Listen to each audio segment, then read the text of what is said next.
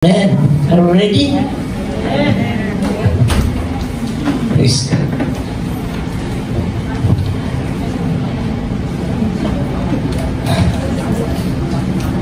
Naiyak ako sa goodness ni Lord.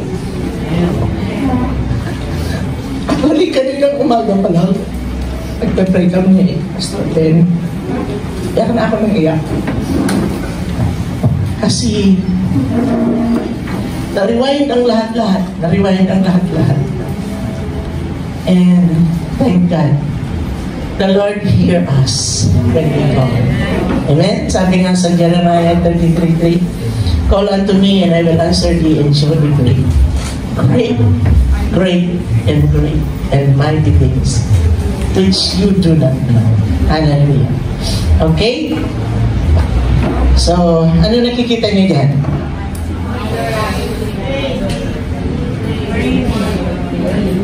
Yan. Praying mother. Sa buhay ng mga nanay, pakaraming mga kabigatan sa buhay. Ayan. Pakaraming nating kabigatan sa buhay. So ngayon, puti na nga lang tayo may Panginoon eh. Paano yung mga nanay na walang Panginoon? Diba? Hindi nila kilala si Lord. Paano na lang sila? Di nag-iisa silang kumakarga sa kanilang mga kabigatan. Sa atin, at least, advantage tayo. Sabi mo sa yung katabi na nanay, advantage ka.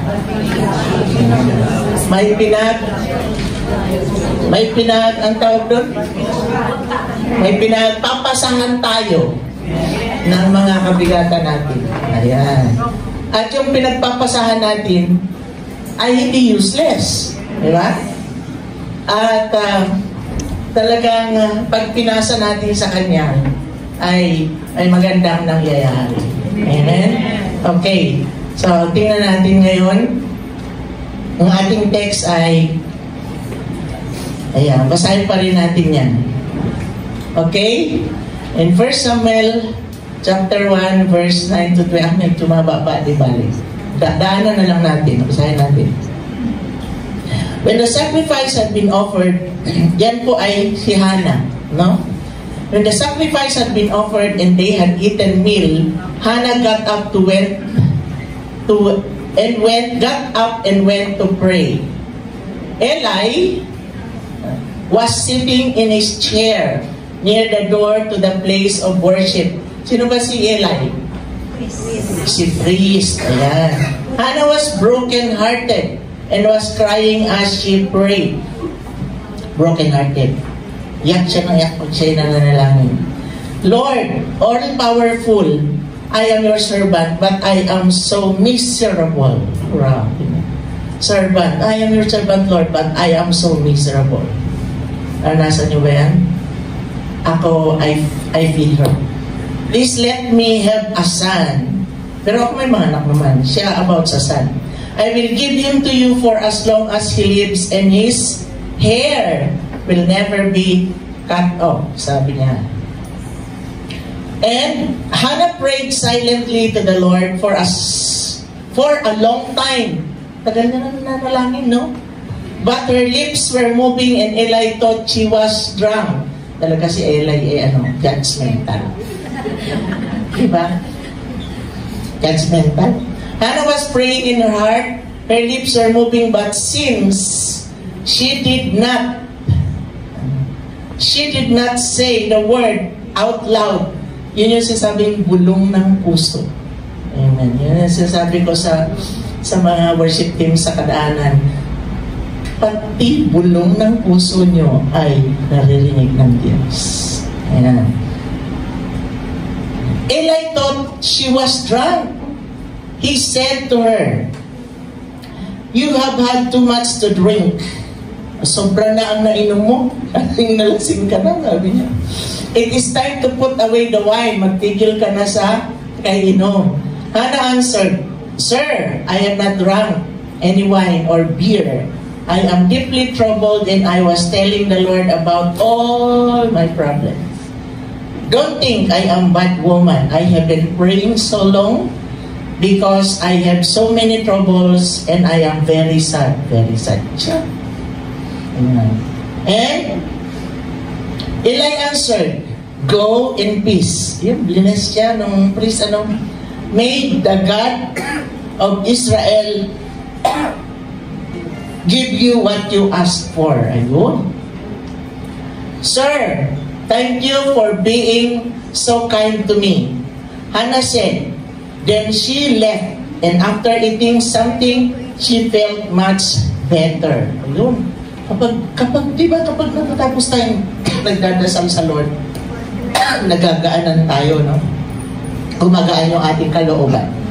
Elkanah and his family got up early the next morning and worshiped the Lord. Then they went back home to Ramah. Later, the Lord blessed Elkanah and Hannah with a son. Verse 20. With a son. She named him Samuel because she asked the Lord for him. When the boy was old enough to eat solid food, Hannah took him to the Lord's house at Shiloh. She also took a bull that was 3 years old, 20 pounds of flour, and a bottle of wine. They went before the Lord. Elkanah killed the bull as a sacrifice to the Lord, as he usually did. Then Hannah gave the boy to Eli. She said to him, "Pardon me, sir, I am the same woman who stood near you praying to the Lord. I promise that I am telling the truth." Yun. Nagpakilala siya. "And I prayed for this child, and the Lord answered my prayer. He gave me this child. And now I give this child to the Lord. He will serve the Lord all his life." Then Hannah left the boy there and worshiped the Lord. Hallelujah. And let's see Hannah's prayer and its content. Ano ba yung content ng panalangin ni Hannah? Ayan, okay. Hannah was broken-hearted, sinabi niya.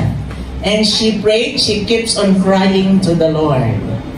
She prayed to God, telling Him what she feels. Being so miserable for not having a son, and bullied by Penina, the other wife of Elkanah. Ang hirap talaga kapag playboy, nagkakaroon ng gulo sa pamilya. Diba? Dalawa asawa niya,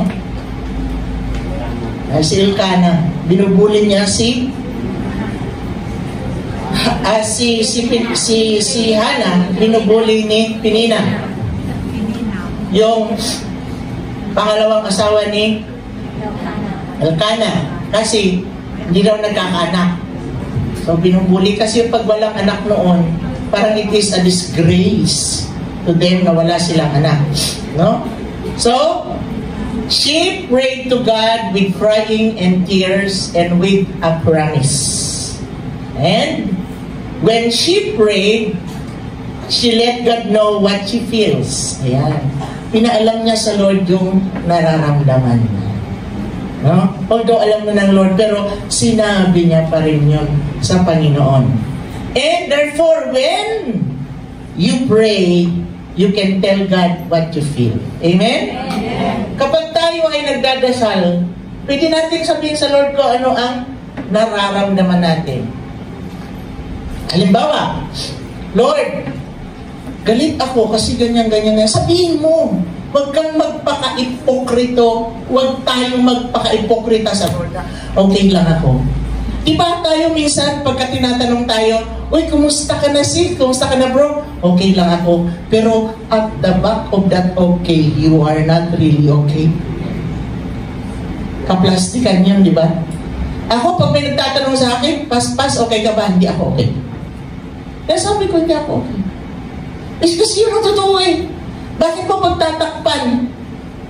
The truth will set you free. Amen. Kaya sabihin mo sa iyo, katabi mo, "Pakatotoo ka ba?" Huwag kang okay ng okay kung hindi ka naman talaga okay. Diba? Mas maganda ang nagpapakatotoo kasi natutulungan ng Diyos. Kung sinasabi mo okay ka, sasabihin ng Lord, okay ka pala eh. So wala ka namang kailangang tulong kasi okay ka. Pero at the back, deep inside you, you are broken. You are sad. Diba? Ayun. Gets nyo? Okay. So, next. Verse 13, Hannah was praying in her heart. Yan, bulong ng puso. And Hannah answered, Sir, I have not drunk any wine or beer. I am deeply troubled and I was telling the Lord about all my problems.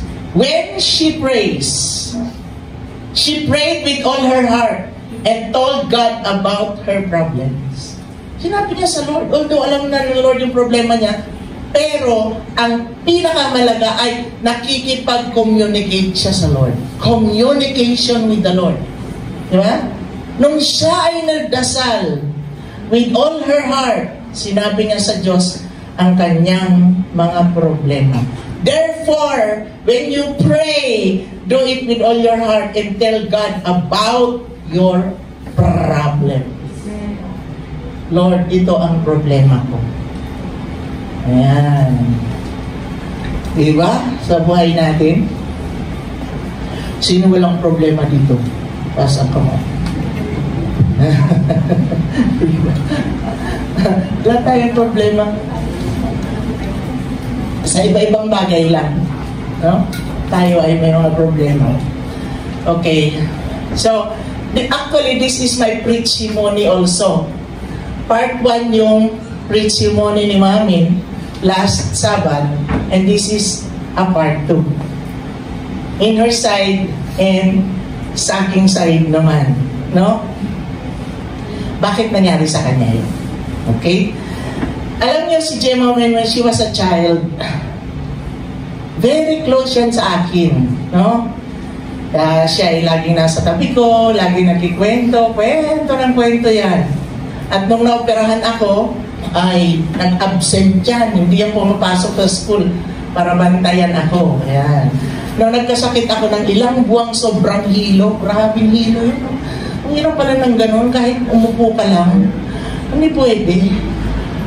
Bumababa ako nung sa hagdan, paupo ako bumababa sa hagdan, yung pinanglalakad ko yung puwet ko. Kasi talagang babaligtad ako kapag ako ay tumayo. Grabe hilo, ilang buwan yun. Nasa Unico pa tayo nun. Kung naalala nyo noon, nagkaroon tayo ng anong event yun? Hindi ko alam kung anong event yun na pinilit kong pumunta sa church, pero inaalalayan ako ni Ben at saka sino pa yung isang kalaya sa akin, si Mami ko, ikaw. Si Mami niya ata at si Ben. Ikaw lang kasi yung pakalam eh. Ano pakialam ng panganay ko? Daan-daanan lang ako sa kwarto. Ayan, so hawak-hawak nila ako magkabilaan kasi grabe yung hilo ko, pero pinili ko mag-attend kasi parang family candy lighting yun. Family candy lighting, kung naalala niyo yun. Ayan, so yun. At si Mamin, ako ang lagi niyang defender. Sa lahat ng mga nangyayari sa kanya, ako ang lagi niyang defender. Marami siyang mga oppressors. Marami siyang mga annoyers. Ang daming nambubuli sa kanya. No? Lagi halos ako nasa school. Mula elementary hanggang nag-high school hanggang nag-college, lagi ako nasa school para depensahan niya. Ayan. Lagi ko siya pinagtatanggol kasi madalas pag umuwi yan, umiiyak. Minsan umuwi yan, may pasa dito sa mukha. Sabi ko, ano yan? Pasa mo. Sabi niya, Mama, yung kaklase kong lalaki, nakatayo doon sa may pintuan. Di labasan na, uwian na, nakatayo doon sa may pintuan. Pagdaan ko, Mama, ginanyan daw siya, oh. Ginanyan daw siya. Pinangigigilan siya. Kapag uwi niya, may pasa dito. Minsan, umuwi yan, dumudugo ang ilong. Yan. Ang daming mga kaklase niyang babae na nagsiselo sa kanya kasi ang mga crush nila, boyfriend daw nila, si Gemma Min ang gusto. Hindi sila. Kasalanan ba niya yung Gemma Min niya? Diba? So kaya ang dami niyang oppressor, ang dami nang bubuli sa kanya. Kaya meron bang one time, may stalker yan, na kahit saan siya naroon din yung lalaking yun. Ay sobrang takot niya. One time, sabi niya, Mama, tumatawid ako sa kalsada. Hinarang siya ng stalker niya at hinihila siya. Hinawakan siya sa dalawang kamay, hinihila siya. Di ba alam kung saan siya dadalhin. Ginawa niya, nakapumiglas siya at tumakbo siya sa loob ng school. So, ganun ang mga nangyayari sa buhay niya. Sabi ko nga, kung mayaman pa lang kami, kukuhaan ko siya ng security guard, personal security guard. Bodyguard. Ano? So, ganun ang nangyayari sa kanya. At marami siyang mga naranasang mga discrimination. Pati nga yung elementary teacher niya, pinaprincipal ko. Pinaprincipal ko yun. Hinarap ko yun kay principal, si Principal Amstad pa noon. Saka nasa West Central pa tayo noon nag-fellowship sa gym, West Central Gym. Hinarap ko yung teacher niya kay principal. Dahil pinalo ka ba? Kasi binibigyan siya ng isang buong stub ng ticket at pinabebenta sa kanya. Pag hindi niya daw nabenta yon, good as sold. Nung mga time na yun, mga kapatid, sobrang gipit ng buhay namin. Gipit na gipit kami sa pera. Pumunta ako sa principal, pinatawag ng principal yung teacher. Sabi ko, pinagsabi-sabihan ko yung teacher, ayan, andun na naman ang nanay para ipagtanggol ang anak. And then, time comes na nabarkada siya. Halos di na siya umuwi ng bahay. Nasa ano kami nun? Nasa Atulayan kami nun. Nasa Atulayan na kami nun. Pero naranasan pa rin namin yun nung nandoon kami sa Gonzaga. Naglayas yan, mga kapatid. Hindi namin alam kung saan siya pumunta. Naglayas siya. Tapos yung experience niya ng paglayas niya, nung bumalik siya sa bahay, alam niyo, hinahanap namin yan kung saan-saan.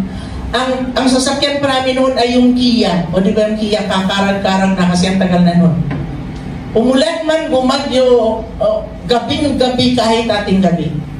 Sumusugod kami ni Ben, naghahanap sa kanya kung saan-saan.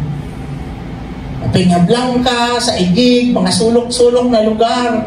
Hinahanap namin siya kung saan-saan. Diba? Di ba ang saya, no? Mga nanay, pakinggan yung mabuti itong testimony ko. Pakinggan yung mabuti ito. Huwag kayong aalis na hindi tapos ang preaching mo na ito. Dahil alam ko ito magkakaroon ng great encouragement sa buhay ng bawat sa inyo. Magkakaroon kayo ng strategy. Ayan. At during that time, first year siya sa St. Paul, natigil pa nga siya ng 1 sem. Buong sem ay natigil siya dahil sa barkada. Pero ang kagandahan, kahit na may barkada siya, mga barkada niya, yung ginagawa ng mga barkada niya na pag-iinuman at mga bisyo, hindi niya ginagawa. Sabi niya, kapag ako pa nga ang nagsasaway sa kanila, mama pagka ang dami na nilang iniinom, binubuhos ko na yung mga alak sa lupa. Sabi niya gano'n. So, well and good naman. Kahit na nagbabarkada siya, hindi niya ginagawa yung mga gawain ng barkada niya. Yung mga barkada niya, nagmo-motocross. Motocross yung barkada niya doon sa bundok-bundok ng Karig. Wala pang mga building dyan. Nagpapalipad ng mga motor. Tapos, minsan nakwento niya pa sa akin. Pero parang kailan lang nakwento niya sa akin na hinahabol daw sila ng pulis. Nakasakay siya sa likod ng barkada niya. Hinahabol sila ng pulis. Kasi ating gabi na yata yun nahabol sila ng pulis. Motocross yung barkada niya. Hindi sila inabutan. Hindi sila nahuli. Diba? Yan yun, no? Grabe adventure. Ayan. Dumating ang araw na lahat ng mga barkada niya ay nawala din. Bakit? Kasi pinagdasal ko, Lord, lahat ng barkada niya ay mawala. Lahat ng barkada niya ay mawala. Mawala. Yung pagdarasal ko na yun, meron akong galit na sa puso. Kasi, siyempre, ikaw pa naman yung anak mo hindi na umuwi. Minsan, natagpuan pa namin siya sa bahay ng barkada niya, alam nyo? Sinampal-sampal ko siya sa bahay ng barkada nila, sa bahay ng barkada niya. Andun yung mga kapatid ng barkada niya, sinampal-sampal ko siya. Mas pinalo-palo siya ni Pastor Benambet. Pero wala pa rin talaga mga kapatid, wala pa rin. Wala pa rin. Hanggang sa praise the Lord na wala mga barkada niya, tinalikuran din siya. Lumipat siya sa St. Louis. Simple siya noon eh. Lumipat sa St. Louis.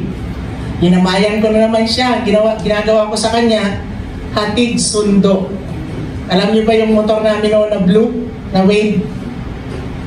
Yun ang ginagamit kong paghatid sundo sa kanya. Kahit ang haling tapat, ang init, ihatid ko yan. Susunduin ko yan paglabas niya sa school. Paglabas niya sa school, diretso kami sa Unico-op sa church. Sa Unico-op pa ng church natin. Diretso kami sa Unico-op sa church. Magdadasal kaming dalawa. Halos isang buong semyata yun. Ang ginagawa ko sa kanya. Sabi ko, anak, sa susunod, ibili tayo ng bus. Bus na ang ipansundo ko sa'yo. Sabi ko. Kasi siyempre pag umuulan, di ba? So, ganun po mga kapatid. Ganun ang buhay naming dalawa niyan. Best friend kami yan eh. Best friend kami yan. Yan. So, yun. Dinideliverance ko siya. Pinaparelease ko siya ng forgiveness sa mga barkada niya. Release ka ng forgiveness sa mga barkada mo. Pag-pray mo sila isa-isa, sabi mo, I release forgiveness kay ganito, kay ganito. Pangalanan mo, anak. Yan. Ginagabayan ko yan. Ginabayan ko. As in, ginabayan ko ng ginabayan talaga niya. Mga kapatid, ito po siya nun.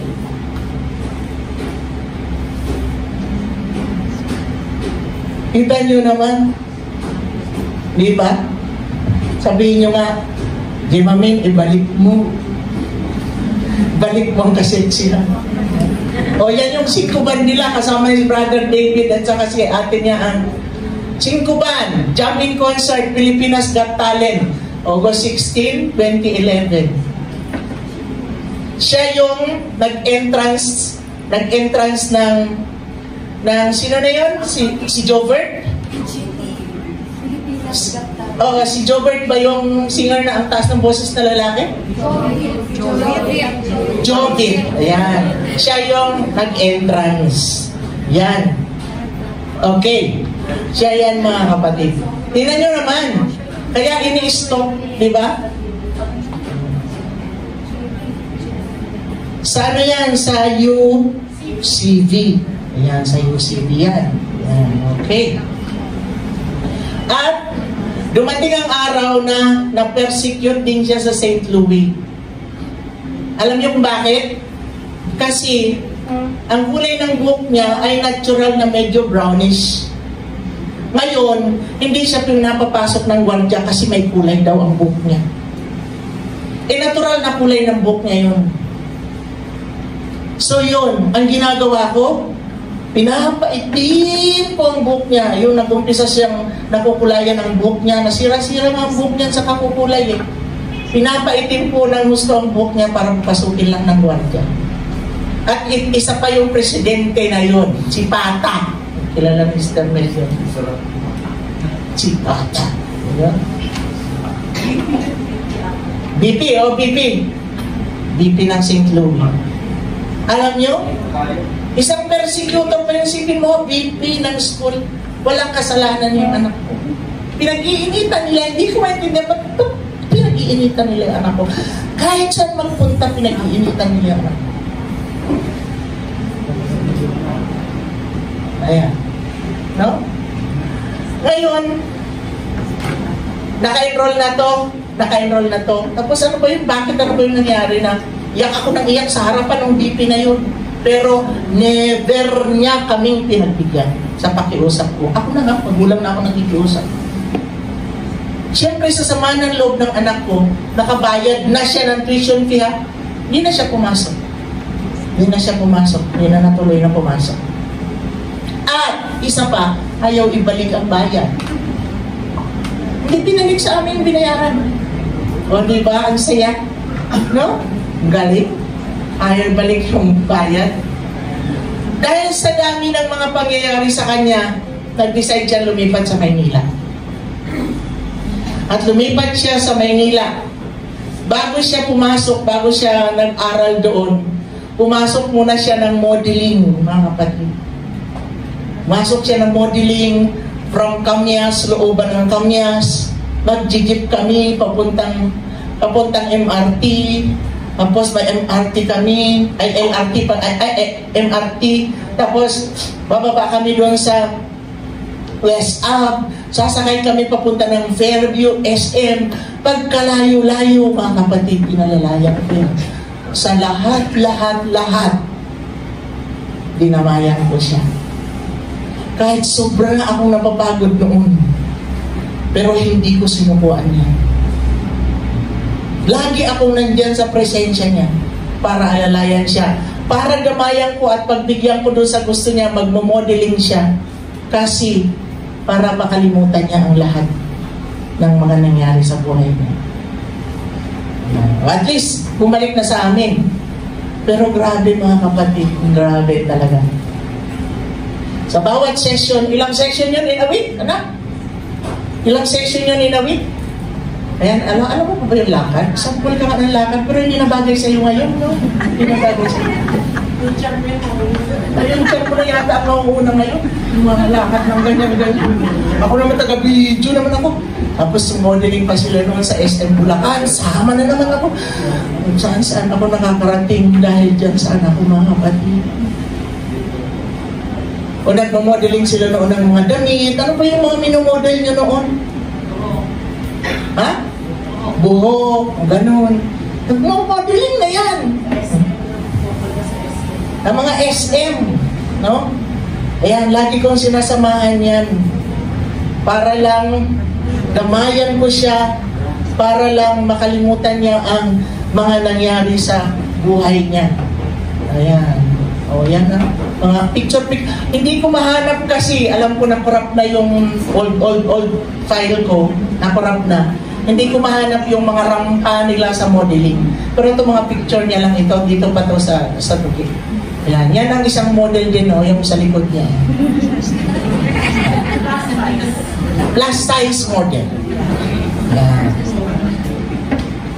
So, yan. Yan, mga kapatid, no? At nung siya nag-decide na mag-aral na, ito na naman. Nag-decide na siya mag-aral niya. Ang advice ni doktor na pinagpagamutan ko noon sa tayo niya, kasi gusto niya mag-doktor. Sabi ni doktor, ay nako, kung magdo-doktor ka, dapat matyaga kang magbasa, matyaga kang mag-memorize, kita mo yung mga books ko dyan, yan ang mga sasauluhin mo, ang kakapal na libro, dami-dami. Sabi niya, Mama, parang hindi ko kaya, ang tamad ako magbasa. Ano dok, ang advice ko sa'yo, sabi niya, tourism, kasi yun ang bagay sa'yo. Yung tourism. So yun, pinakinggan niyo yung advice ni Doc. Naghanap kami ng pure tourism, as in tourism, pure tourism talaga. Ang dami namin school na inikot, kahit hindi ko alam ang mga lugar, puro tanong lang, jeep kami ng jeep, grabe, jeep, bus, MRT, LRT, lahat nakikipagsiksikan ako, mga kapatid, para samahan ko lang yan. And buti na lang malakas pa ako noon at mabilis pa ako lumakad. Kaya pang makipagsiksikan sa bus, sa MRT, sa mga jeep, kaya pa. Salamat sa Diyos at nakayanan ko lahat yun. Ang dami namin eskwela ang pinuntahan, wala. Ni-research namin kung saan ang may tourism sa Lyceum of the Philippines lang. Sa buong bansang Pilipinas, Lyceum lang ang meron. Yung course na gusto niya. Ayan, so nag-end up kami doon sa Lyceum. Nag-take siya ng exam. That moment after the exam, nalaman agad yung result. Nakapasa. Sabi ko, sana hindi nakapasa para bumalik sa Tugigaraw. Pero nakapasa. Ayun, nag-enroll ng mga kapatid. Again, doon na naman sa Lyceum. Ang dami na namang nambubuli sa kanya. Ang dami na namang naiinggit sa kanya. Hindi ko alam kung ano kinaiingitan dyan sa anak ko na yan. Alam nyo, nung bata pa yan, sinama ko siya noon, elementary pa yata. Pati doon sa corner, sa church doon sa corner, nakaupo lang yan. May bata sa likod niya, hinihila buhok niya. Hindi ko maintindihan. Hindi ko maintindihan si Gemma Min, bakit siya ay, kinatutuwaan ng binubuli. Buti kung hindi sinasaktan, okay lang. Sinasaktan eh. Yan. Minsan, yung sabi ko sa inyo, nung high school siya, nadumudumo yung ilong niya, yung tinamaan ng nakaklase yung lalaki, yun. Punta na naman kami saan yun? Punta tayo sa house. Ha? Sa guidance. Yan. Kaharap ko yung parent ng bata. Sabi ko, ipagamot mo yan. Pag may nangyan dyan sa ilong ng anak ko, mananagot kayo, sabi ko gano'n. Ayun, pinagamot namin kay Versosa pa yun, PNP. Next na yung ilong niya kasi dugo ng dugo eh. Tapos, nung pumunta na kami, result, wala namang buti walang damage yung kuwan niya. Yung dito, yung buto, buti walang damage. Sabi ni Versosa, totoo pala yung ilong. Kala ko fake. Sabi pa ni Versosa, totoo daw, kala daw niya fake. Ano ba naman yan si Dong? Akala niya lahat na matangos ng ilong, fake. Diba? Ayan. Doon na naman, sa Lyceum. Pinagtitripan siya nung, kaklase mo ba yung anak? Hindi. Kaklase mo? Kaklase niya. Tinatambangan siya, yung pala, frat, sorority. Ang pangalan ay Taogama, no? Taogama. Eh, paano na lang? May grupo yun. Eh, tinatambangan siya. Nung nabalitaan namin ni Ben, parang kala mo ang Tugigaraw at Maynila ay tricycle lang. Eh, saka alam nyo, gipit na gipit kami noon sa pera. Talagang gipit na gipit kami. Ayun, punta kami dalaw sa Maynila. Pumunta kami doon sa head. Sa head nyo ba yun? Pinakusap namin yung head. Tapos nireport namin yung nagtitreat sa kanya. Tapos di yun. Tapos pumunta kami doon sa Intramuros Police Station, malapit sa school nila. Pinablatter namin yung babae na yun. Tapos, ang ginawa nung head nila, head nyo ba yun? Sa department nyo? Ay, mula noon, pinapa-escortan siya sa guard hanggang sa sakayan. Kasi tatambangan eh. Pinapa-escortan siya sa guard hanggang sa sakayan. Ngayon, pinatawag yun, nung kinausap nung head nila, pinablatter ka, pumunta dito yung mga magulang niya, ganyan-ganyan. Sabi nung, ang nambubuli sa kanya, nagtitreat sa kanya, ay ipabura daw ang blatter kasi graduating siya. Baka daw siya hindi makagraduate. Pabura daw ang blatter. Ay, hindi. Bakit pupurahin namin ang blatter? Kung may nangyari sa anak ko, ikaw ang dadamputin, siya ang dadamputin, pero hindi nagpakita sa amin yung babae na yun. Takot. So for the first time siguro natakot kasi ang dami na pala noon ang ginagano sa school, nagda-drop out at lumilipat sa ibang school. Siga, di ba?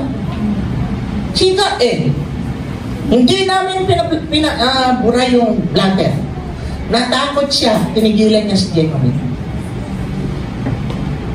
Ayan.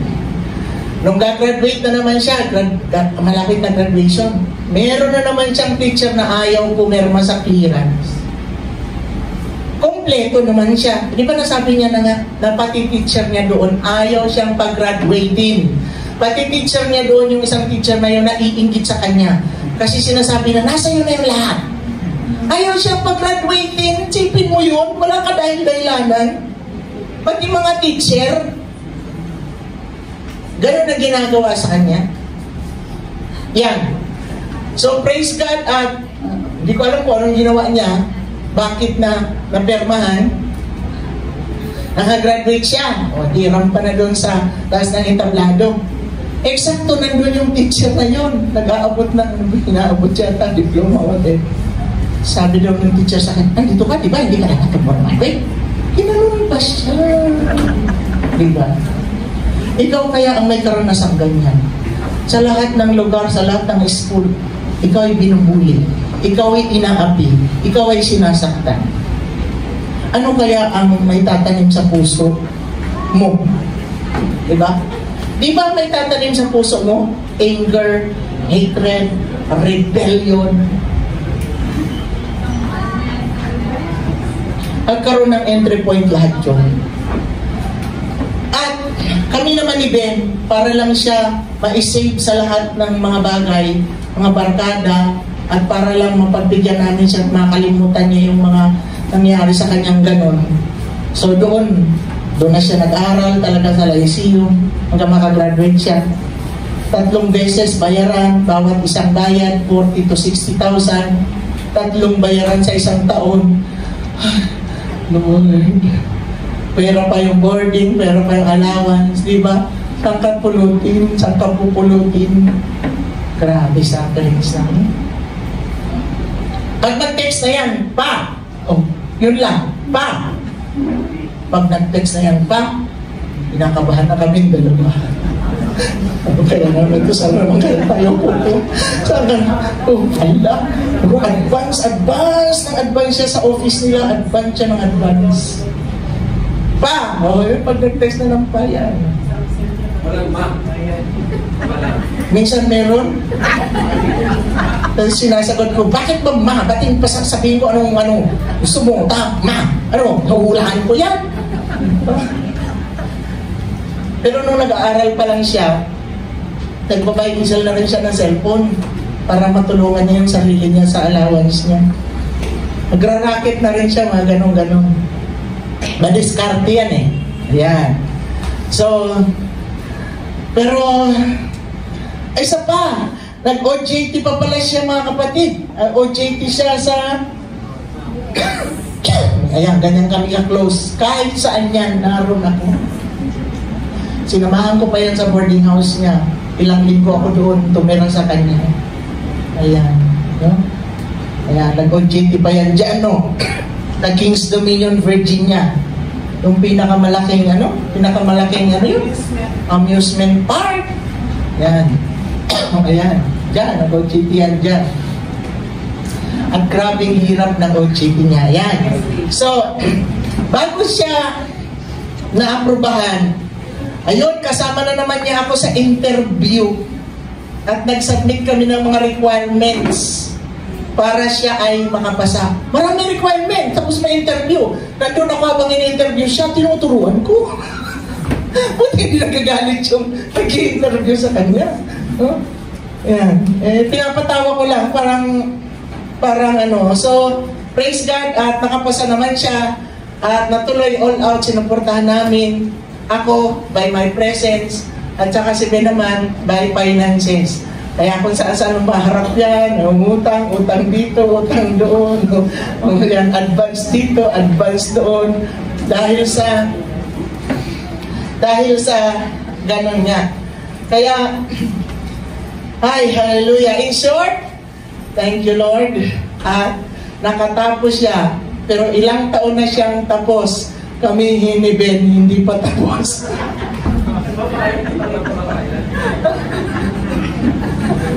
Matagal na siyang tapos, ilang taon na siyang tapos.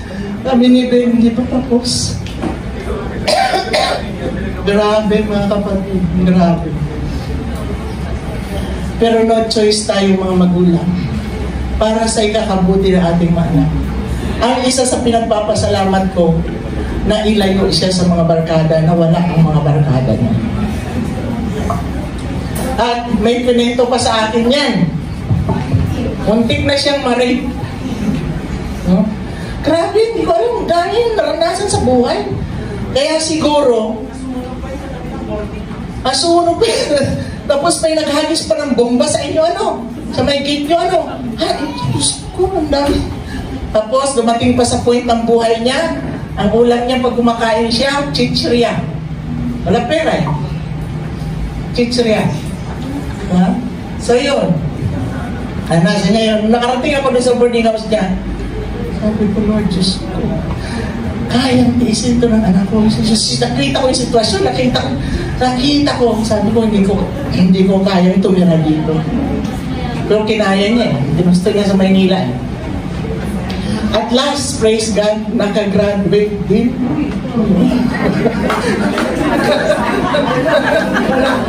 Oy, ayan yung mga XL and XXL.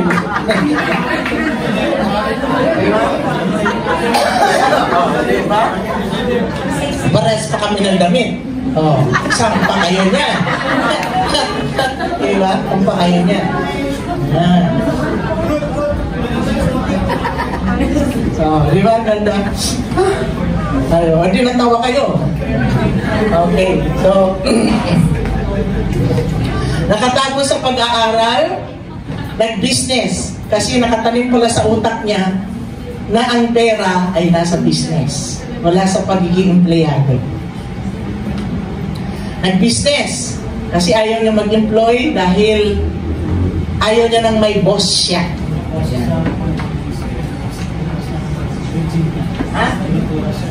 Ha? Pero doon sa Virginia, pinababalik pala siya, gagawin daw siyang supervisor kasi na-awardan siya ng outstanding. Outstanding ka na, no? Bayan, nasa na ba yung award mo? Na-awardan siya doon, outstanding. Ngayon, pinababalik siya doon para gawin siyang supervisor. Pero sabi niya, Mama, ayaw ko bumalik doon, impyerno ang lugar na yun. Impyerno yung lugar na yun. Yung mga sinasabing relationship with benefit, yan, grabe. Siya lang yata ang hindi nagloko. Lahat ng mga kasama niya, nagloko doon. No? Grabe, kahit daw sa mga aisles, makikita mo, mga, alam niyo na yan. Kahit sa washing area nila, makikita mo, alam niyo na yan. Ganon yun. Sabi niya, Mama, impyerno yung lugar na yun. Ayaw ko doon. Okay, mas maganda nga. Dito ka na lang. So yun, nag-business. At the end, nag-asawa. Nag-business siya noon ng buying sell cellphone. Nag-business ang butik. O sino kakatanda? May butik siya noon. Ayan. At the end, nag-asawa. At nag-business ang photography. Nag-stylist, hair and makeup stylist, interior design sa mga rooms at sa mga bahay, nagpapa-makeover sa kanya, yun. Pinagpala ng Lord, nagkaroon ng 3 bahay. 2 sa Wonderland, yung tiny at saka yung isang studio, at yung camellia na tinitirhan nila ngayon. Ayan. At naging maganda ang buhay, pero hindi pa lubusang maayos. Ay pagkakaiba yun, ha? Maganda, pero hindi maayos. Ayan. Yung pagkakaiba yun, di ba? Kahit pala maganda ang buhay ng isang tao kung hindi maayos. Useless. Totoo. No? Kasi, bakit madalas silang mag-away, mag-asawa? Ayan. Sabi niya rin ni Gemma Minyan, nung nag-testify siya. Dala silang mag-away mag-asawa, isa pa yun sa nagiging problema ko. Kasi, lagi akong referee. Maski noon pa lang, na mag-boyfriend pa sila, referee ako lagi. Ang namamagitan. Diba? So, troubleshooter nga eh. Ayan. So, yun. Which is isa sa nagiging problema ko yun. Yung nakikita kong pag-aaway nila. Ayan.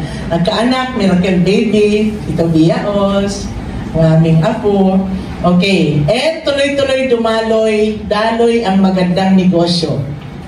Tapat siya sa pagbibigay ng tithes and offering. Pati pag may mga visitor tayo, guest speaker, nagbibigay siya ng love gift. hindi namin nakakalimutan yun, magbigay ng mga love gift sa guest speaker natin. Kanya-kanya kaming love gift. Aside sa binibigay ng church, aside sa binibigay natin sa offering, nagbibigay kami, kanya-kanya kaming bigay ng love gift sa mga guest speaker natin. Ayan. And very faithful siya magbigay ng kanyang tithes and offering. Year 2023 comes, si baby ay laging nagkakasakit. Ayan, at si maming din ay nagkasakit din. Sunod-sunod sila nagkasakit. At sobrang nagipit-gipit na sila doon. At doon po ay natigil ang kanyang pagtatights. Tigil kanyang pagtatights. Alam ko, nagagawa ng kaaway yun.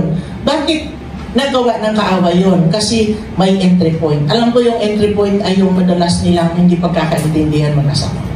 Yun ang alam kong naging entry point sa kanila. Okay? And then, year 2024, naging sunod-sunod na yung mga problema, nabanggit niya sa inyo, yung mga nangyari, na mga problema ng preachimony niya, nabanggit niya sa inyo. Okay? Sino yung nandito na nakaraan? O, yun, nabanggit niya sa inyo, kaya alam niyo na yun. And, so, ang nangyari ay, natigil yung pagbibigay niya ng tithe. Kasi nagkagipit-gipit sila. So naputol yung covenant of protection niya sa Panginoon. No? At, binigyan ko rin siya ng warning, anak, kaya siguro nagkakaganyan kayo kasi hindi ka na nagtatights, sabi ko. So, nawala yung protection ng Lord. Pero siyempre, siguro sa sobrang kagipitan, hindi na rin nagawang mag-tights agad ulit. Ayan.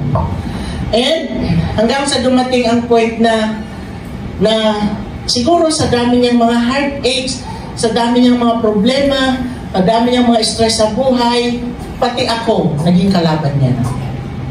Yan. Nandito na tayo sa climax. Kaya fasten your seatbelt. Makinig kayo lahat, lalo na kayo mga magulang, mga nanay.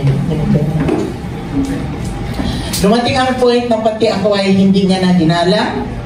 Napagsalitaan niya ako ng masasakit at yun ay sobrang dinamdam ko. Hindi lang isang gabi, isang araw ako iyak ng iyak. Dahil nasaktan ako ng gusto. Diba? Siyempre, yung anak mo, mula sa pool, ikaw ang nandyan para tumamay. Sa lahat ng mga problema, sa lahat ng mga kalaban niya. Narin ako para damayan siya. At nangyari yun. Then, nakaukit sa puso ko yung sakit na ginawa niya. O siguro yun, nagkaroon na siya ng pride. Sabi niya nga nung nakaraan, di ba, sabi niya yung pride niya, na-blinded siya, na lagi siya ang tama. O nabanggit niya yun nung nakaraan, di ba? Lagi siya tama. Kala niya sa sarili niya, lagi siya tama. Gusto niya lagi siya tama. Ayan. Pride. Then, andun yung anger. Andun yung bitterness.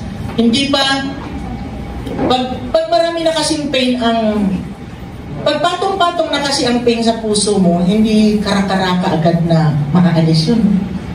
It takes years talaga. O nadagdagan pa ng problema sa pamilya nila, sa mga sa mga binabayaran nila o isang sasakyan, 3 bahay. Saan ka pulutin niya isang sasakyan, 3 bahay binabayaran nila? O kaano yung binabayaran niyo? Ang red plus sa ibang buwan. Saan ka pulutin yun? Grabe na yung pressure sa kanya, stress kanya. Kaya sobrang sipag niya, kayod, sige kayod. Ayan. Hanggang sa dumating ang point, yun nga, pati ako ay nasaktan niya na, ganon. Yan, siguro, ayun na, ano na yung rebellion, yun na yung mga nakikita ko sa kanya. Sabi ko, Lord, hindi ko na siya kilala. Yak ako nang yak sa Lord, hindi ko na siya kilala. Hindi na to si Mami, hindi na ito ang anak ko, Lord. Hindi na siya. Sabi ko gano'n. Yak ako nang yak sa Lord. At to the point na hindi na ako pumupunta sa bahay nila. Ayoko nang tumungtong sa bahay nila. No? And then, tingnan natin ito. Verse 16. Balik tayo. I have been praying so long because I have so much troubles and I am very sad. Sabi ni Hannah, Lord, ang tagal ko nang nananalangin sa iyo. Ang dami kong trouble at napakalungkot ng buhay ko. I feel her. Danas na danas ko yan.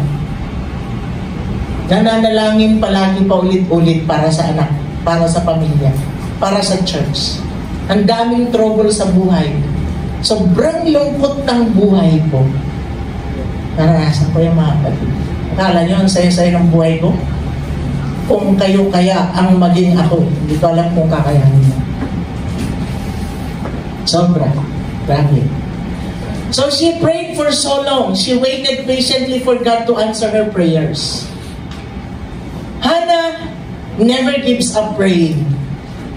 Even she waited for so long. She has many troubles with a sad life. Biro mo yan? Biro mo yung buhay niya? Isa pa sa pinag-pray ko ng napakatagal na magkaroon kami ng bahay, 14 times palipat-lipat. Sino yung 14 times palipat-lipat? Sino pa ang mas sa amin dito? Meron pa? 14 times kami palipat-lipat ang bahay. Lipat kami ng lipat. Kasi siyempre, every year, tinataasan. Hindi maghahanap kami ng medyo mababa-baba. Di ba? Grabe, hirap mga kapatid, sobra. Ang daming trouble. Ang dami, ang tagal na nanalangin. Pero, alam nyo, proven ko talaga si Lord. During that time, nung si Pastor Ben ay nasa bodega, nakita ko ang trabaho niya, ang bigat, pinag-pray ko siya, Lord, i-promote mo naman ang asawa ko.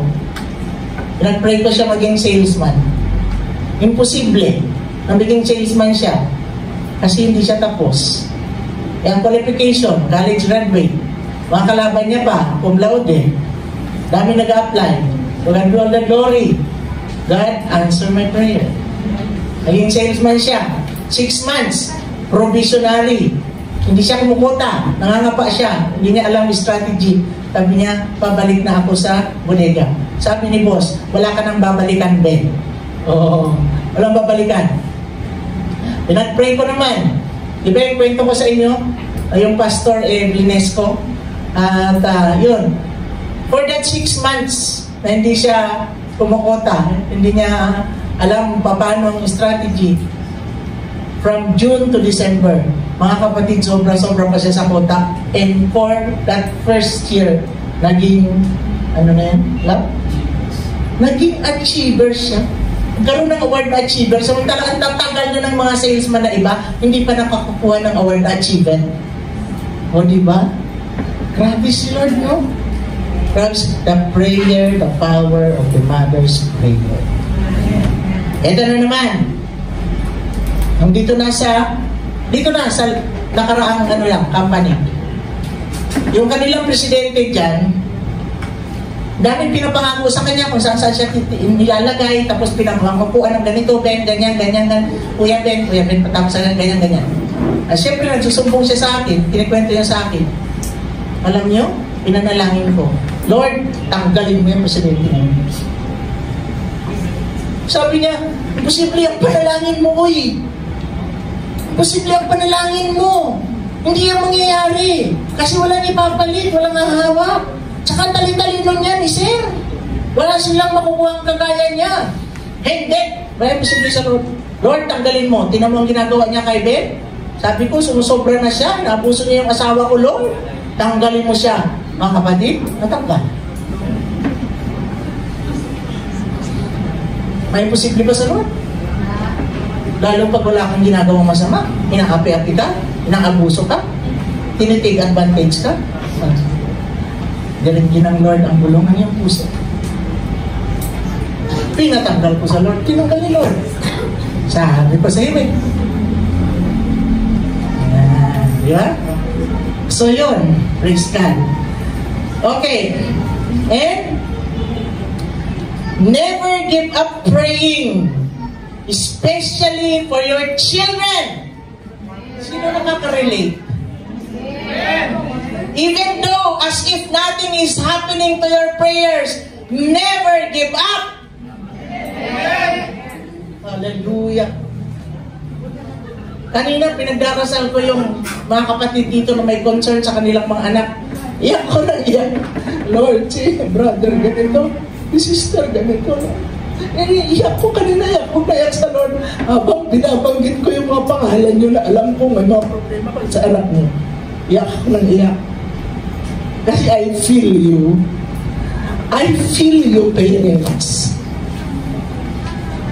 Problema sa asawa? Problema sa mga anak?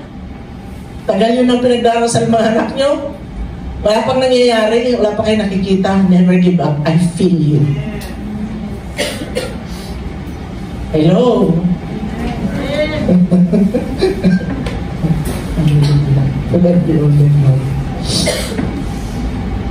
Ayan. And then, dumating yung point, hinihintay ko mag-sorry sa akin si Mami. Pero just like Hannah, I never give up praying for her. And my spirit is so much grieved, and my heart is so much sorrowful. To the point na sabi ko nga, hindi na ako pupunta sa bahay nila. And at that time, I prayed a different prayer. I prayed a different prayer. Alam niyo, nung bago pala yan, noon pa lang, bata pa si Gemma Min, lagi ko siyang napapanaginipan na inaanod ng baha. Lagi siyang inaanod ng baha. Di ba ang baha ang duming tubig? Lagi siyang inaanod ng baha. Ang ginagawa ko daw, nagdadive ako dun sa baha para habulin siya at hanapin siya. Pero hindi ko siya naaabutan, hindi ko siya natatagpuan kung saan siya tinatakay ng baha. Every time yan, ilang beses yan, lagi kong pinapanaginipan na gano'n. Kaya pala ako ang habol ng habol sa kanya. Kahit saan siya naroon ako.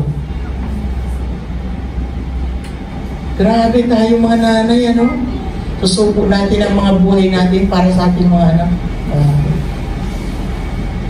And that very time, I prayed a different prayer. Gusto niyo malaman yung panalangin ko? This is very different. This is 50-50 prayer. Napakadelikado ng panalangin na binitawan ko sa Lord. I said, Lord, disiplinahin mo siya.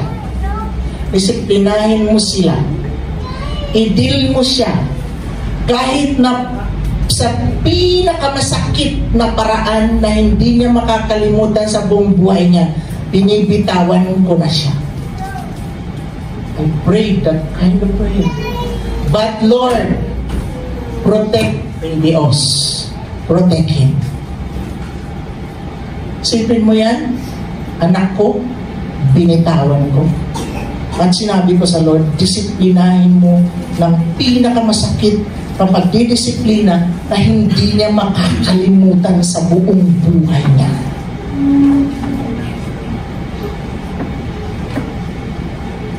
Reason why? May rason ako. Bakit ganun ang dasal ko? May rason ako mga kapatid. Ang rason ko, number 1, to humble her. Dahil hindi na siya yun.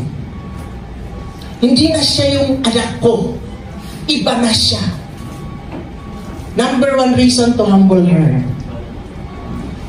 Pangalawang rason, for her to come back to her senses, na manumbalik sa Lord at manumbalik sa pagbibigay ng tithes and offering, na makita niya at ma-realize niya na kahit anong sikap niya, anong gawin niya sa sarili niyang mga pamamaraan, ay walang mangyayari kapag wala si Lord sa buhay niya. Sobrang sipag ni Gemma Min, mga kapatid. Kung sa sipag lang ng paghahanap buhay, sa diskarte lang ng paghahanap buhay, nasa kanya na lahat. Gagawin niya ang lahat para kumita. Pero kahit anong sipag niya, kahit anong gawin niyang sarili niyang diskarte, kung walang ibibigay si Lord na kliyente, walang pupuntahan ang sipag niya. Tama, mali? Tama. Na kay Lord pa rin. Mga kapatid, iba na kay Lord pa rin. Pangatlo, pakinggan niyo itong mga reason ko ha. Ito yung mga reason bakit ganon ang panalangin ko. Pangatlo, for her to learn how to show respect and say sorry to her parents at sa mga biyanan niya din. Sa mga magulang sa family ni Dingding. Number 4, kasi nasaktan niya yung mga family ni Ben eh. Dahil sa mga post niya, ang mga post niya sa Facebook. So pag nababasa nila, masasaktan sila. Yung mama ni Binbin, iyak ng iyak. So yun sabi sa akin ng mama ni Bin. Iyak na lang siya ng iyak. Pag nakikita niya yung mga post ni mami na sakit-sakit sa loob niya, siyempre anak na yung si Binbin. Siyempre ang magulang, pag nasasaktan ng anak, masasaktan magulang. Number 4, for her to learn how to forgive. Na mapatawad niya na ng lubusan ng asawa niya at makalaya na siya sa hatred para makapag-move on na sila para wala nang hadlang sa mga blessings. Di ba nabanggit niya yung ginawa ng asawa niya? Ayan, isang purpose yan. To learn how to forgive. Ma-release niya talagang yung totoong kapatawaran ang mangyari. Number 5, para magkaroon siya ng bagong buhay, bagong pag-asa na malaya sa lahat ng bagay. Number 6, para matuto din siyang magpahinga. Kasi ang nakikita ko sa kanya, walang pahinga. Nag-aalaga ng anak, naghahanap buhay, nag-i-edit, halos magdamag, nagkakasakit dahil sa ganong ginagawa niya. That is one of the reason na i-burden ko yan dahil nakikita ko. Para ma-realize niya, para makita niya dapat siya magpahinga para hindi lagi mainit ang ulo niya. Kasi siyempre, pag stress, pagod, lagi, gaalaga pa kay baby, andiyan naman si Binbin. Pero siyempre, bilang nanay, mas marami kang gagawin. Para siya ay ma-free from stress at para hindi rin siya nagkakasakit. Yan. That is one of the purpose. Number 7, daming purpose, no? Sa bigat ng panalangin ko, dami palang purpose. Para ma-realize at makita niya na hindi pera ang pinakamahalaga sa buhay nila, kundi ang Panginoon. Si Lord ang gusto kong maging sentro sa buhay nila. At ang relasyon nila bilang mag-asawa, si Lord ang maging sentro. Yan ang isa sa purpose. Number 8. Number 8 na tayo. Number 8. Para ma-restore at maayos ang relasyon niya sa pamilya ng asawa niya, sa pamilya ni Binbin. Para ma-restore at maging maayos ang relasyon niya sa pamilya ni Binbin dahil nasaktan niya sila. Number 9.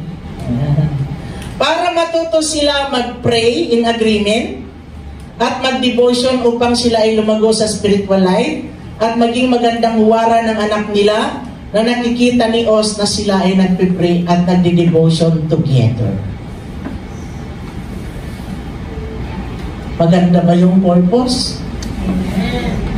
Sa napakabigat na panalangin ay merong siyang na napakagandang rason bakit. Here comes the arrest. Nabalitaan namin na naaresto siya, nakulong sa walang kulungan. Buti walang kulungan talaga. Nakulong sa walang kulungan. Praise the Lord. Glory to God. God's grace pa rin. Diba? Nagulat din ako sa balita at medyo na-alarma. But here comes, I received in my spirit. The Lord is telling me, ayan na ang answer sa prayer mo. Talaga, Lord, ang bigat na. Ang bigat nito, ha? Then I said, okay, thank you, Lord. Nakasuhan siya ng libel dahil doon sa kuko. Walang kabering-bering. Ayan. Nakapagpiyansa at nakalaya. Pero tuloy ang kaso. Again, I never stop praying.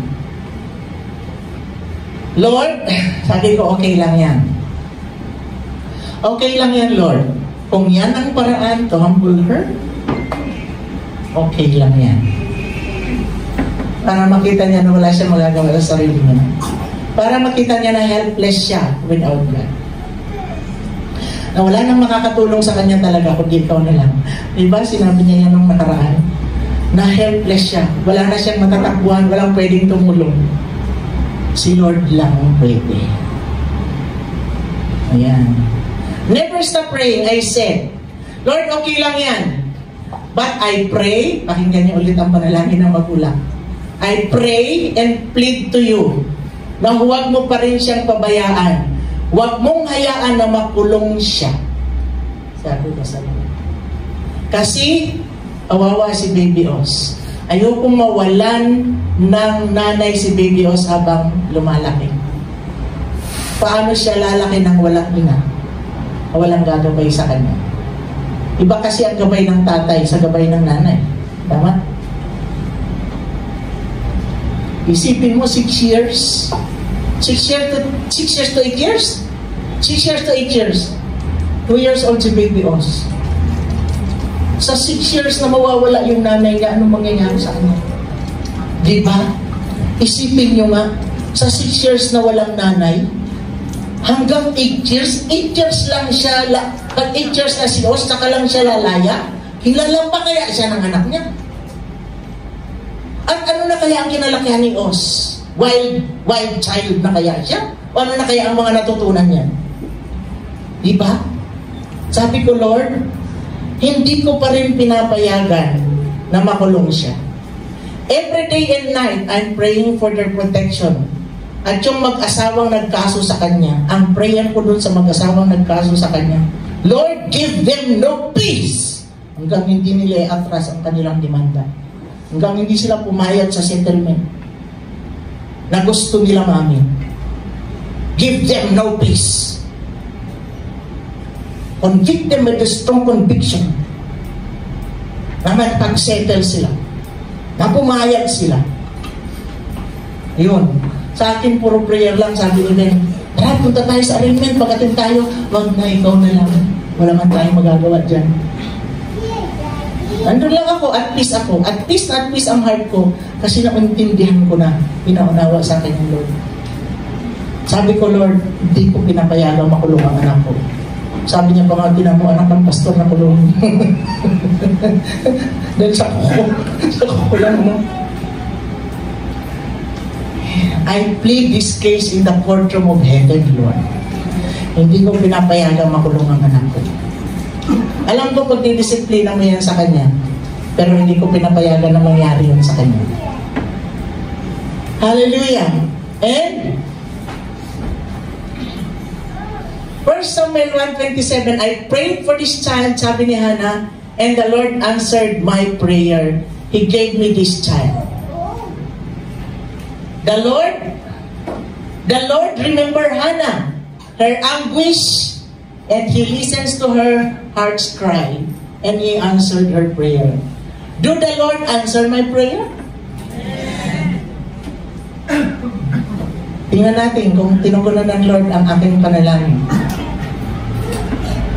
So likewise, the Lord answered my prayer for my beloved daughter. Number 1, siya ang nagsabi mismo. She realizes that not giving of the tithes is without excuse to God. Kasi doon nag-umpisa.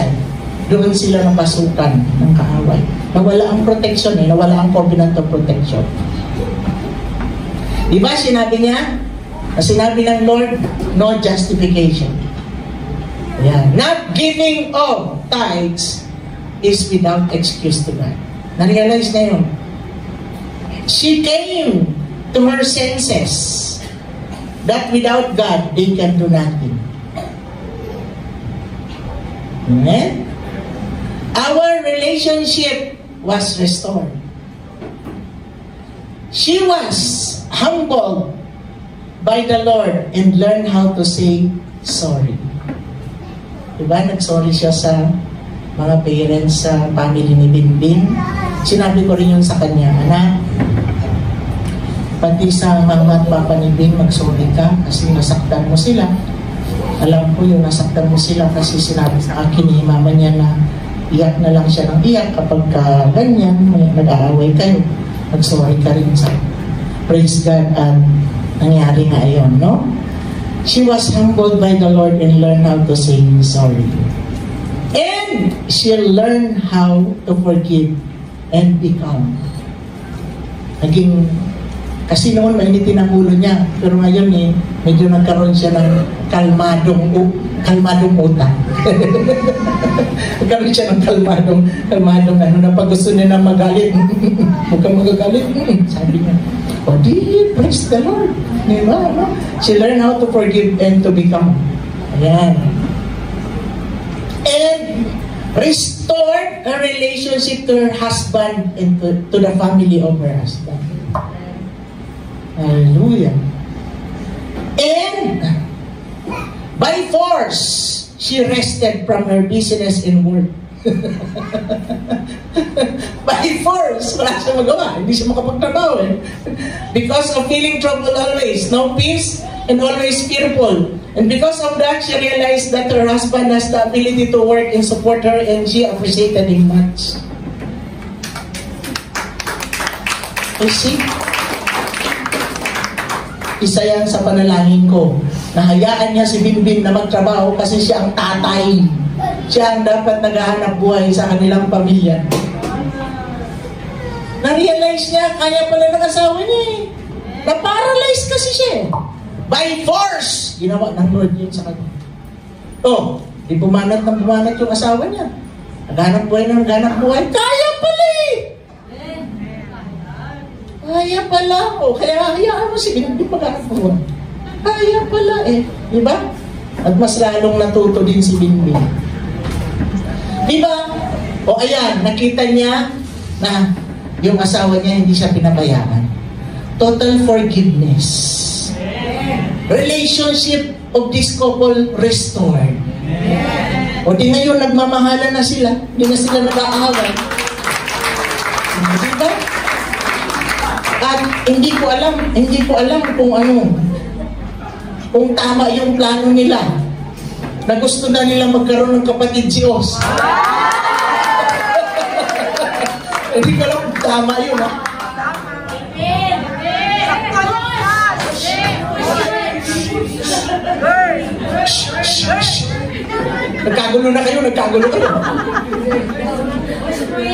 Nagkagulo kayo. Okay, diba? She realized that money is not the center of life, but God. They learn how to pray and make devotion and agreement. Ituloy yan. Amen? Ituloy yan. And she experienced the true peace of being at peace to everybody. Praise God. Hallelujah. Diba?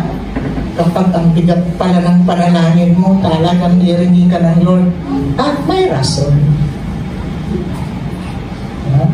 And thank you, Lord, for answering my prayers that sets her free from the bandages of the enemy. To God be all the glory. Ang mga panalangin natin ay laging para sa ikakabuti ng ating mga anak. Always for their own benefit, for their own good, for their own advantage. Kasi tayo mga magulang, pauwi na tayo. Sila ay papunta pa lang. Ang sagot nila sa atin, bakit hindi tayo nagkasalubong? Diba? Pilosopohin ka pa talaga. Bakit hindi tayo nagkasalubong? Diba? Bypass daw. Nag-bypass. Diba? Anong kaya? Okay. Kapatid, ito na hinihintay natin. Do not stop praying. Amen? Because the Lord's hand is not shortened that it cannot save, and His ear are not dull that it cannot hear you. Even the whisper of your heart, the Lord will hear you. Especially you mothers, the Lord will hear you. Hallelujah. Glory to God. Therefore ba tayo? Push. Amen? Pray until something happens. And if it happens, tuloy na tuloy, alagaan pa rin sa panalangin. Kasi ang kaaway laging nagbabantay. Amen? And push is the strategy in prayer that is really effective because our God is an answering God. Amen? Praise the Lord. Hallelujah. Glory to God. May natutunan ba tayo? Yes! Hallelujah. So sa oras na ito mga kapatid, alam nyo, may leading si Lord sa akin, may instruction si Lord sa akin ngayon.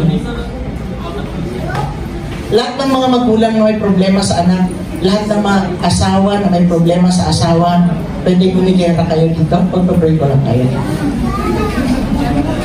Hindi kayo matutugba, pagpapray ko lang kayo. Harap kayo dito sa akin. Huwag kayo naharap kayo. Dito kayo sa akin. Lahat na may problema sa asawa, lahat na may problema sa mga anak, ayan, dito kayo sa harapan. Pagpe-pray ko lang kayo.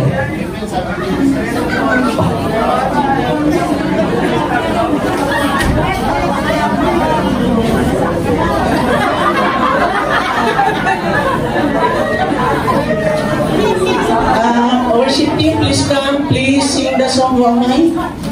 Grabe, sabi ng Lord doon sa kanta, you catch me when I'm falling. You hear me, Lord. Grabe, grabe kanta. Kinakanta ko yun sa karawiang pangyayak. Kasi grabe, tumatakbo sa puso ko yung lyrics ng kanta. O, yung may mga problema sa magulang. Dito. Kayo dito.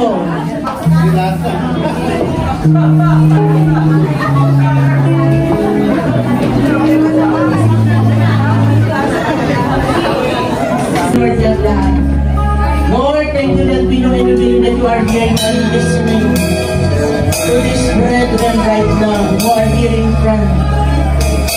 They will tell you of their problems. They will let you know what they are feeling. Hallelujah.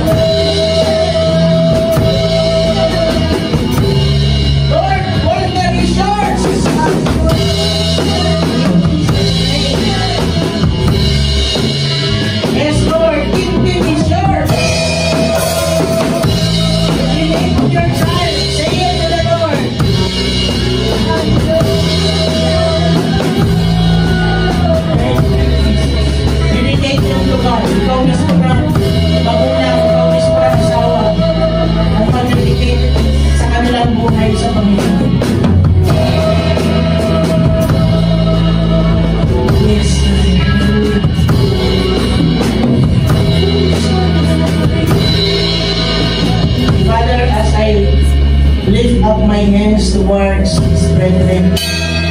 Lord, you hear the cry of their hearts. You feel their feelings.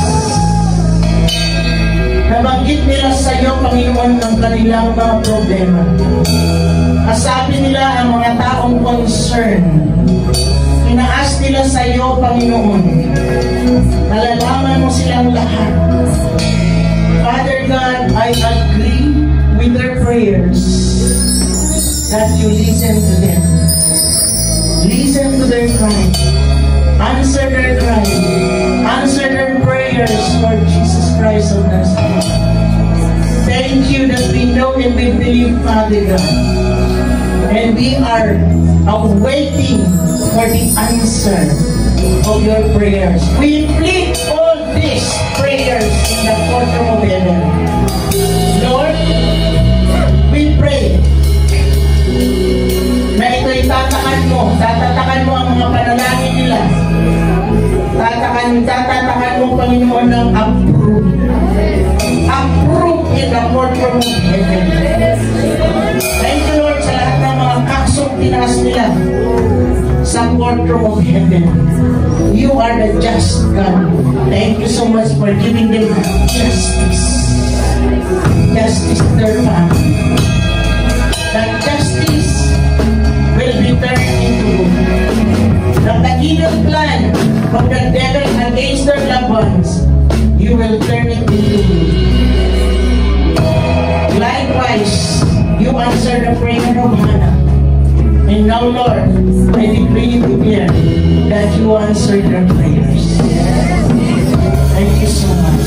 My dear brothers and sisters, just continue to push and push and push and push. Do not stop praying. Do not stop praying. Thank you so much. Father, I agree with all their prayers. Thank you so much, Father. Thank you for answering their prayers. And now, I decree and declare the blessing of the Father of heaven. At sa mga pinag-pray nila sa iyo, the Lord bless you and keep you. The Lord make His face shine upon you and be gracious unto you. The Lord lift up His countenance upon you and give you peace. Let the fullness of the shalom of Yeshua HaMashiach with the answer of your prayers shall be done upon you now. In Jesus' name, receive. Amen.